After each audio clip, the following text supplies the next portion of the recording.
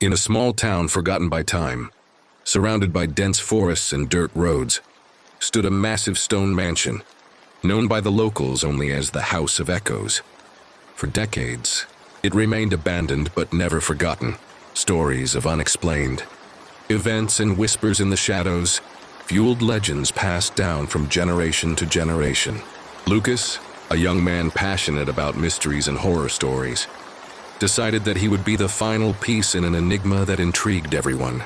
Driven by curiosity and the desire to uncover the truth, he prepared to explore the old mansion on a moonless night, when the darkness seemed to have a life of its own. Armed with only a flashlight, a camera, and a notebook, Lucas crossed the uneven road toward the property, where the silence was broken only by the distant sound of his footsteps and the rustling of dry leaves. As he approached, the enormity of the house dominated his vision. Towering stone walls covered in moss, broken windows that looked like empty eyes, and a rusted iron gate that groaned as he pushed it open. The atmosphere was heavy, as if the air carried the sorrow and despair of countless secrets. The only image that viewers would have, a high-resolution photograph capturing the mansion's melancholic and realistic facade, would serve as the backdrop for the narrative, evoking an unsettling feeling that, despite the passage of time, something still dwelled within. With his heart pounding, Lucas pushed open the heavy wooden door, which creaked sharply as it revealed a long, dusty hallway. Every step he took made the floorboards groan, the sound echoing in a silence that pressed against his mind. In the corners, shadows danced under the flickering beam of his flashlight, and he couldn't shake the feeling that he wasn't alone. It seemed that among the sighs of the wind, distant voices murmured incomprehensible words, as if the house itself longed to tell its story.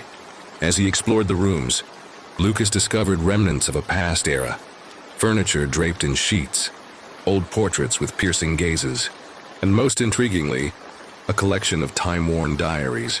Seated in a worn-out armchair, he carefully flipped through one of the notebooks, its pages detailing the daily life of a family that was once prosperous and respected in the region. However, amidst the elegant handwriting, disturbing descriptions emerged: secret rituals, conversations with unseen entities, and a bitter regret for having summoned forces that should never have been disturbed. Suddenly, a cold draft rushed through the hallway, causing the flames of the candles in some alcoves to flicker wildly. Lucas looked up and, for a brief moment, saw a silhouette slipping away at the top of the staircase. A chill ran down his spine, but curiosity, or perhaps fate, compelled him to follow the shadow, leading him to a hidden basement behind a half-open door. The basement's atmosphere was even darker and more claustrophobic. Damp stone walls covered in enigmatic symbols created a nightmarish scene.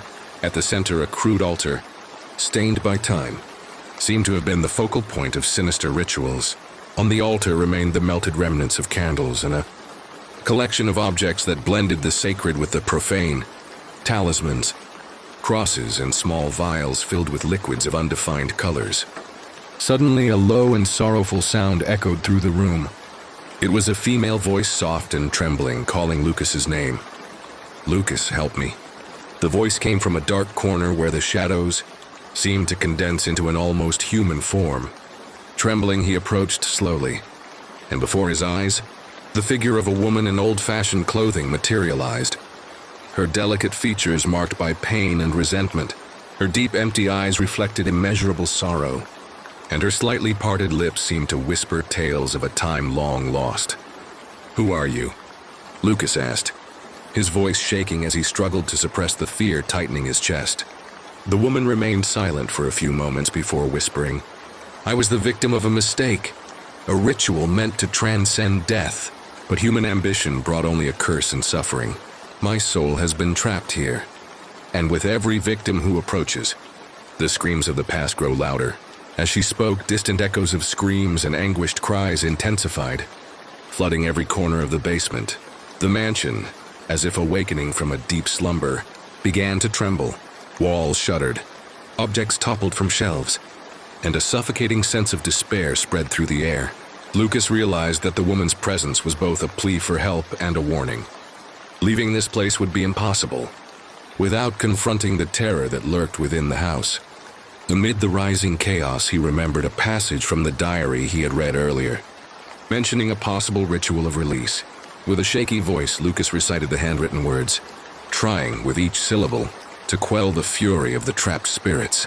The spectral figure gazed at him intently, as if measuring whether he was truly capable of confronting the mansion's dark legacy. Slowly the uproar began to fade, and a heavy silence reclaimed the space, yet the calm was as unsettling as the storm before it. However, the relief was fleeting. As he turned toward the exit, Lucas saw that the door through which he had entered had slammed shut with an inexplicable force, trapping him within the nightmare. In a panic, he ran through the labyrinthine corridors, each door and window seeming to shift to block his escape. The echoes of screams and whispers from the past merged into a macabre chorus, stealing his breath and making each heartbeat pound like a hammer. The mansion seemed to toy with his sanity, revealing secrets and memories of ancient rituals that should have remained hidden. In every room, Lucas found evidence of a tragic fate, photographs of faces that seemed to cry out for justice, desperate journal entries, and symbols linked to forbidden rites. Everything pointed to an undeniable truth. This house was a prison of souls, and each echo, each whisper, was the lament of those who had fallen victim to human ambition. Days later, when the townspeople wondered about Lucas's fate, the only answer was the silence of the mansion.